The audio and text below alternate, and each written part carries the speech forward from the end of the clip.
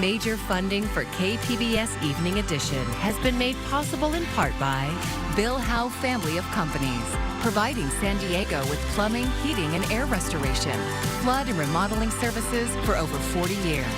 Call 1-800-BILL-HOWE or visit billhowe.com. And by the Conrad Prebys Foundation, Darlene Marco Shiley, and by the following.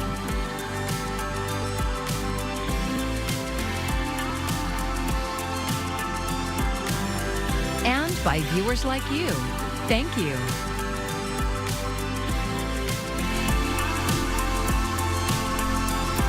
Tomorrow night, President Joe Biden will address the nation for the first time since announcing he will no longer seek re-election. Thank you for joining us. I'm Maya Trabulsi.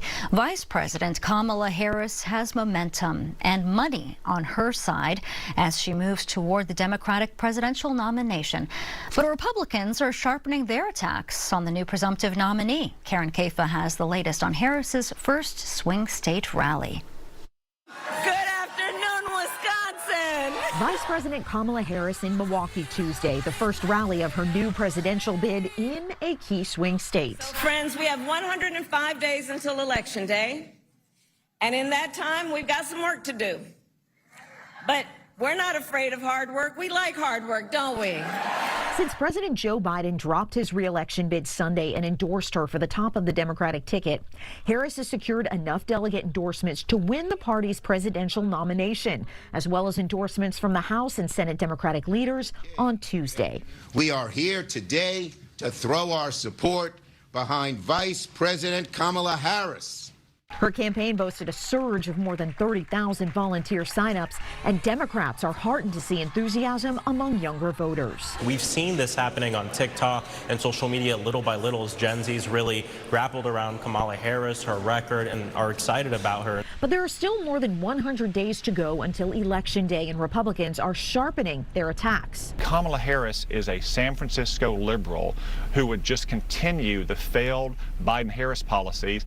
A Trump campaign memo called Harris the co-pilot of what they describe as Biden's failures on key issues like immigration and inflation. She signed up for every single one of Joe Biden's failures, and she lied about his mental capacity to serve as president. Biden announced he'll address the nation about his decision to exit the 2024 race from the Oval Office Wednesday night. In Washington, I'm Karen Kaifa. And we will carry President Biden's address right here on KPBS starting at 5 o'clock tomorrow night. It will be followed by Evening Edition live at 5:30. Calls today for a vote to change the California Constitution to enshrine the right to same-sex and mixed-race marriages. KPBS reporter John Carroll tells us about a proposition on the November ballot that aims to reverse the results of another proposition passed by voters more than 15 years ago. A case decided by the California Supreme Court in May of 2008 cleared the way for same-sex marriage in the state, but it didn't last long. Opponents got a measure on that November's ballot, Proposition 8. It passed, and the words, "Only marriage between a man and a woman is valid or recognized in California," were enshrined in the state constitution.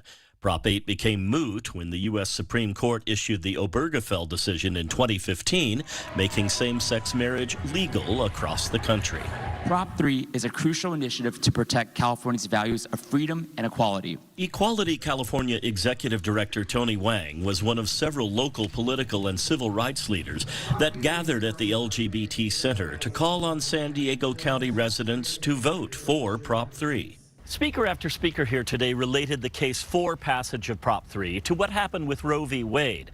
They say if the Supreme Court could eliminate women's reproductive freedom that they'd had for 50 years, they could also do the same thing to marriage equality, which has been around for less than 10. The LGBTQ equality and the reproductive rights movements are inextricably linked because they are really all, use the same foundation in terms of bodily autonomy and being able to make decisions that we think are best for ourselves and our families.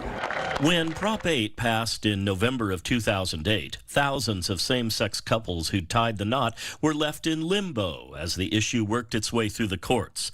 The goal of Prop 3 is to make sure, no matter what happens on the federal level, that never happens again here. If the Supreme Court were to rule in a way similar to Roe, that is what's on our books. And so Proposition 3 removes that sort of zombie legislation off of our Constitution, instead enshrines that freedom to marry. Whether that enshrining happens will be up to California voters this November, just like it was in November of 2008. John Carroll, KPBS News. Tonight, we'll see a low of 70 closer towards the coast, though we are still talking about a few low clouds hanging on. So just take it easy, give yourself some extra time, slow down. You may run into some lowered visibility late at night or even early in the morning. Though things are still certainly hot across areas further inland. We're tracking how hot we're going to continue to get until we do see a cool down. Firefighters are battling a brush fire near the border in East County. It started just before 10 o'clock this morning south of State Route 94 in Potrero. The fire is 20% contained, according to CAL FIRE. Crews stopped the fire's spread at 12 acres, and thankfully, no injuries or structural damage has been reported. The highway is closed as crews continue to contain the burn area. San Diego City Council members are delaying a decision on a proposed lease agreement for a 1,000-bed homeless shelter. Discussions late into the night, with many raising concerns about financial and legal risks. The building's owner purchased the property at Kettner Boulevard and Vine Street for a little over $13 million in April. It needs about $18 million in repairs and upgrades before the city could use it as a homeless shelter. According to staff reports, the city would likely pay for most of that work. As you know from the previous item, we are in a huge budget crunch and our own facilities are falling apart. We are not developers who can simply dip into our profits and losses to cover someone else's roof. It's trade-offs for us. The City Council directed staff to continue negotiating with the property owner. They'll discuss the potential lease again next Tuesday. The future of Green Oak Ranch in Vista is getting clearer now that a nonprofit called Solutions for Change has been selected to buy the property. KPBS North County reporter Tanya Thorne gives us a look at what the change means. Vista's Green Oak Ranch will continue to be a property that transforms lives. The Vista-based nonprofit Solutions for Change will be the organization taking over the land. For 25 years, they have helped families overcome homelessness and addictions. Jason Ventituolo with Solutions for Change says they will be expanding their programs on the 110-acre property. Keep crushing that churn of poverty and dependency, keep transforming families' lives, keep just having clean, sober living for our families to live at, reuniting families that have been separated by CPS and CWS. That was 100% what the family wanted and what the land board was looking for, which is perfect for us. The family is the Zhang family, who originally owned the property, and the land board is the real estate trust that put it up for sale. The deal with Solutions for Change almost didn't go through when the County of San Diego and the City of Vista also showed interest in the land. We were like that little engine that could. We were just sitting there chugging along, and all these big steam engines are coming along, and we're like, oh my gosh. But we had a vision, we knew what we wanted, and we had our mission.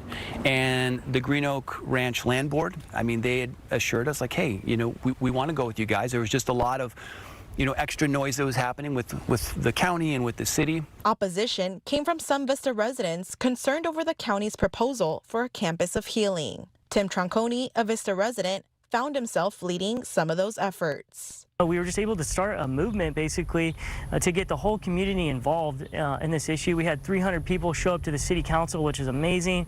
So I just want to say thank you to our city council and to the mayor for just hearing our concerns as residents, and we're able to keep local control, which is really exciting for us. He says the group helped spread awareness and involvement to other residents on issues happening in their community. I already changed the name of the group from, Protect Vista Green Oak Ranch to just Protect Vista. So, now we could, hope if people have a voice on that Facebook page, and, our city council's on there. So, people could get informed on issues and spread awareness to issues that are affecting them. But the sale still raises questions about what will happen to Green Oak Ministry, the organization currently occupying the ranch and running a men's rehabilitation program and an RV park for low-income tenants. They declined an interview, but stated they will be restructuring their programs and are ready for new adventures. Vista Council member Dan O'Donnell still sees opportunity for a partnership between the city and Solutions for Change.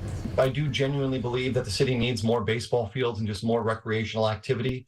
And so I'm hoping that we can try and facilitate some agreement to where we can put fields of some sort on that property. I think it's a fantastic space for it. It would benefit both Solutions as well as the city and our residents.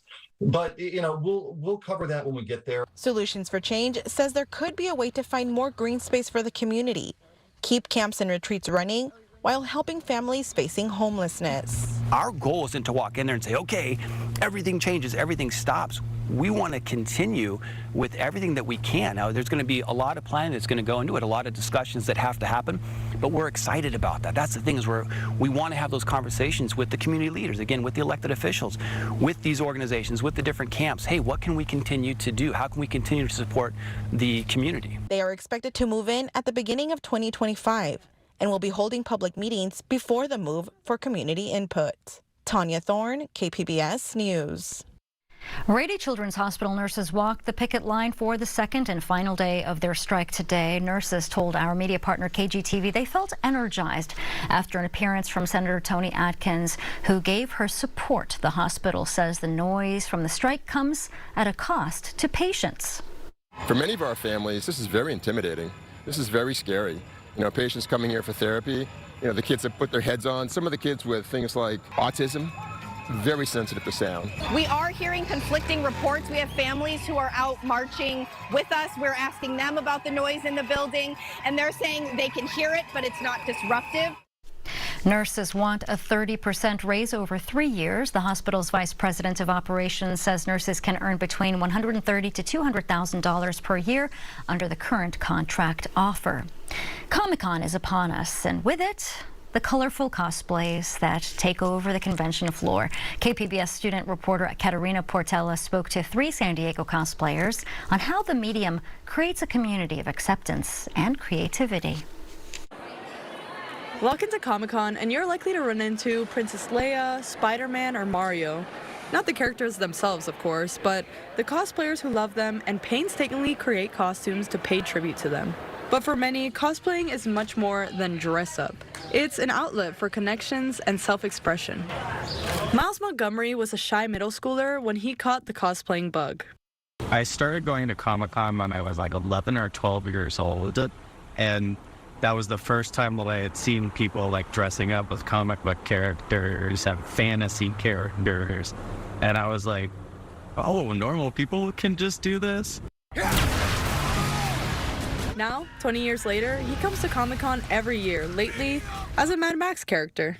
It was interesting because you never think that anybody is quite as nerdy as you are, and then you meet other people that are literally like dressing up as characters from these anime, from these video games, and just meeting friends that I never would have otherwise. The Walking Dead universe is worldwide. There's a lot of people that choose dressing up, cosplaying as kind of their art form and their way to show their creativity, but also their appreciation for the character and the actors that portray them. Micaela uses cosplay to express her love for Carol, a character on the hit show The Walking Dead. I was part of a handful of folks, both men and women, who were hardcore Carol cosplayers, to the point where, you know, we had our own little Facebook group. I did meet a lot of people that I don't think would be, you know, in my life or that I would even know of if it had not been for cosplay community. In the show, Carol survives an abusive ex-husband and grows into a confident and capable leader. On the surface, Carol and Micah have little in common. Carol being an older white lady and Micah as a young Filipina. But Micah says she admires the character of Carol, and she'll never forget meeting the actress that plays her. Oh, it's awesome. I think she is one of those actresses that are more reserved. And so there are some celebrities who at first didn't like get the whole like, why is everyone dressing up as me kind of thing.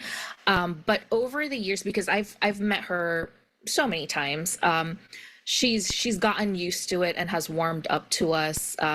You know, the fact that there's so many of us that love and adore her. It was also through cosplay that Micah met her close friend Nina. She comes to Comic-Con usually every year and is usually the person that I roam around with, and because we have the mutual love for The Walking Dead, we tend to like kind of prioritize that. Jimmy Sherfy found an acceptance in the cosplay community that he hadn't experienced before. I would meet like a lot of people on social media without even meeting them in person, or if I did meet them, it was just like a quick picture, and eventually I would see them at conventions and like we would connect, and either they were cosplayers or they were nerdy like me.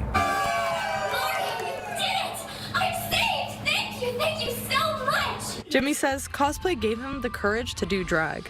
I got asked by Chad Michaels, who's a famous Cher performer here in San Diego from Drag Race, Urban Moe's, and he wanted me to be part of a Disney show. And I was like, oh, me? Like, what am I gonna do? Drag shows and cosplay competitions are a lot alike. Both involve skits and lip syncing, but for Jimmy, it goes deeper than that.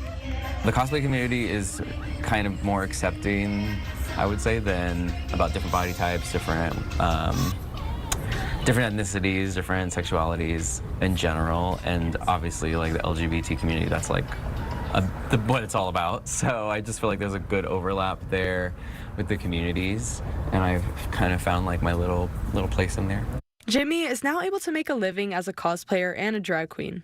While Comic-Con will be one of the many conventions that he attends this year for work, it's also a family reunion. Katerina Portela, KPBS News.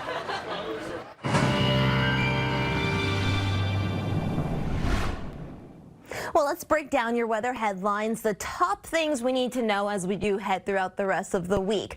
Inland areas, well, you're going to continue to bake here over the next few days.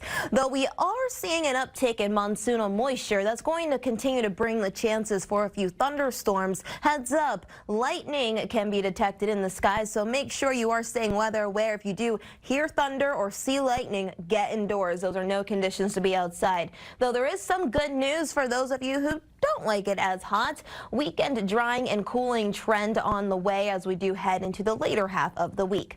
Tonight we're dropping down to a low of 70 here in San Diego, 68 in Oceanside. Now further east, Ramona, similar story. You're dropping down to a low of 66. So Borrego Springs, you're hanging on to those 80s tonight. Now through Thursday night, we still have the heat to contend with. A heat advisory is still in effect for areas further inland, and an excessive heat warning is in effect across the deserts up through Coachella Valley. So heads up, we are talking about some pretty intense heat that could cause some problems, especially when it comes to heat-related illnesses. So across the deserts, you know what to do. Make sure you're staying hydrated with water and taking plenty of cooling breaks. Though it's still toasty in areas like Ramona as we do head into tomorrow, flirting with those triple digits, almost there with a high of 97. Mount Laguna, you're at 78, though San Diego, you're hitting a high of 80. Like I said, we're not completely getting rid of those thunderstorm chances. We could see a few pop-up thunderstorms across the more mountainous terrain as we do head into Wednesday afternoon, even across parts of the deserts as well. Similar story for Thursday, though, again, it's not going to be a complete washout. Most of this action is going to be spotty. Along the coast over these next few days, you'll start to see temperatures drop slightly as we head into the weekend, though we do still have to hang on to those low clouds closer towards the coast. It's going to be a little humid there as we head into Friday as well. Now, temperatures are going to drop as we do head into the weekend for areas inland as well, though before then it's going to be toasty. 95 on tap for Thursday, even flirting with the 80s there in the mountains. Thursday, you're at 79. Friday, you're down to 75. Temperatures will continue to drop down to the low 70s for the start of the weekend. Though staying hot in the deserts, of course, it is that time of year. Very hot conditions, of course, should be top of mind, especially when it comes to those heat-related illnesses. Please take care of yourself in the heat. For KPBS News, I'm meteorologist Bree Guy. I'm Amna Nawaz. Tonight on the News Hour, the Secret Service director resigns amid bipartisan criticism of the agency's failure to protect Donald Trump. That's coming up at 7 after Evening Edition on KPBS.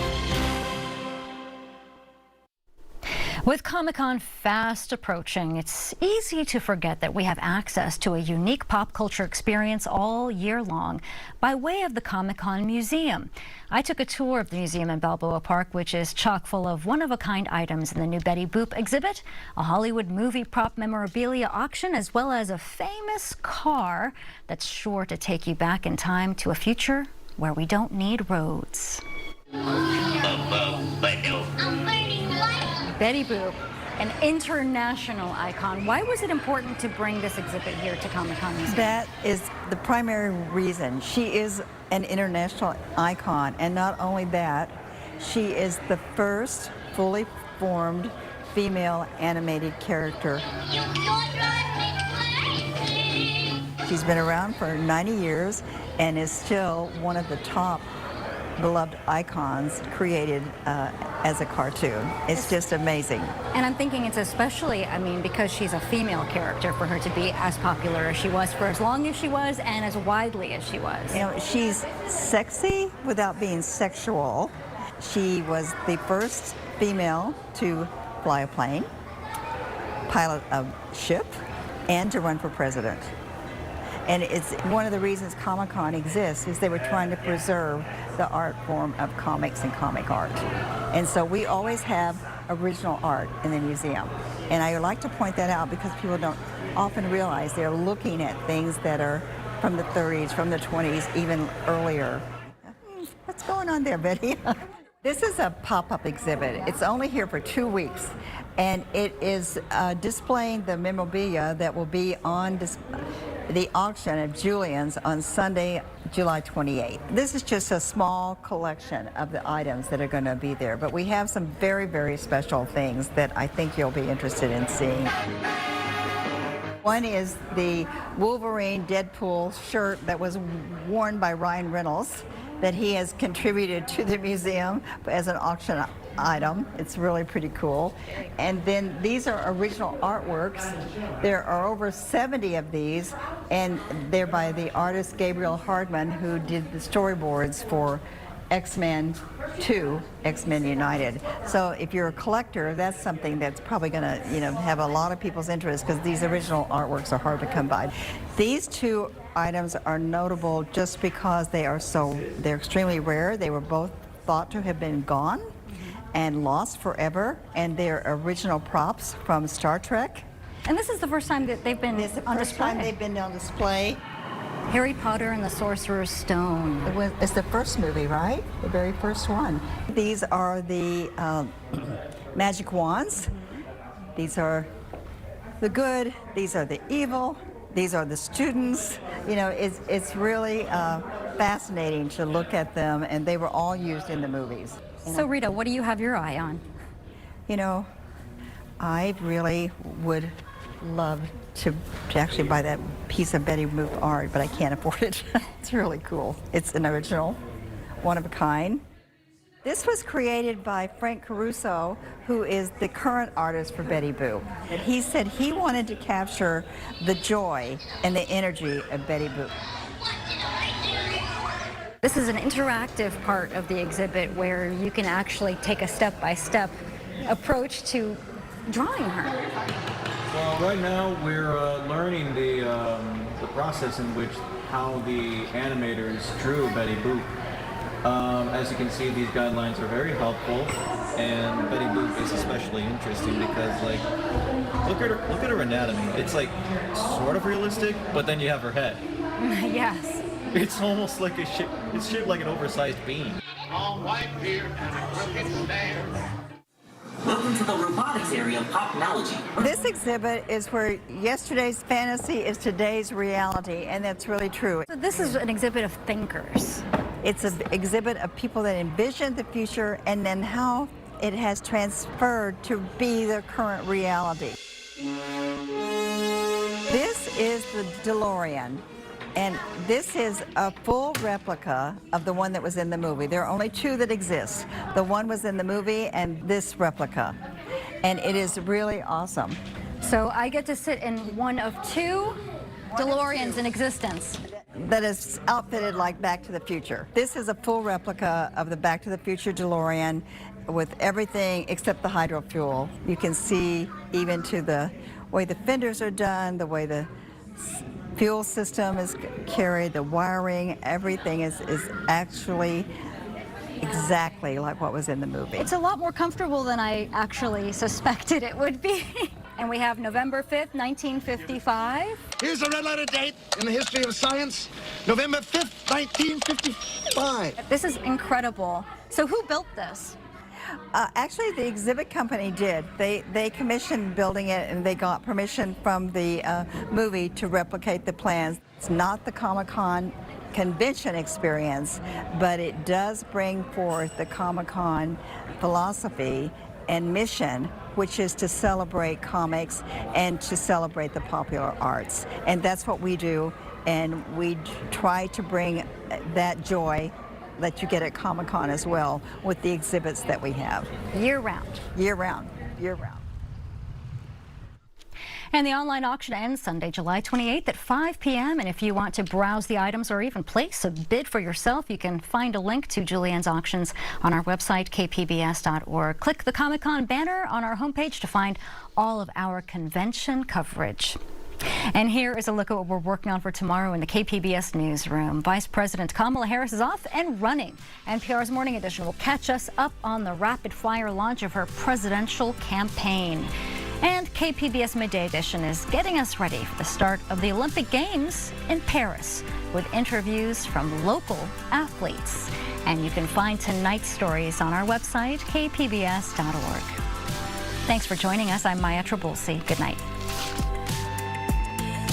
Major funding for KPBS Evening Edition has been made possible in part by Bill Howe Family of Companies, providing San Diego with plumbing, heating, and air restoration, flood and remodeling services for over 40 years. Call 1-800-BILL-HOWE or visit billhowe.com. And by the Conrad Prebys Foundation, Darlene Marco Shiley, and by the following.